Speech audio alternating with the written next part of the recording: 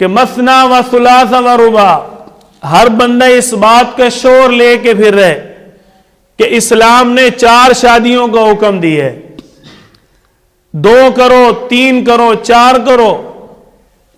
لیکن قرآن کریم کے اصول کو نہیں لیتے، اپنے مطلب کی، مقصد کی بات اٹھائی اور سب سے بڑا شیخ الاسلام بن گیا۔ اسلام کا حکم یہ ہے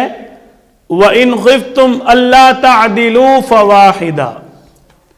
اگر تم ہر ایک بیوی کے اندر انصاف کر سکتے ہو پھر تو ہے مثنا و ثلاث و رباع، پھر تو ہے 4 کی اجازت، اگر نہیں کر سکتے فواحدہ، اللہ نے فرمایا پھر ایک ہی کافی ہے۔ اللہ تعدلوا، اگر انصاف کر لو تو ٹھیک،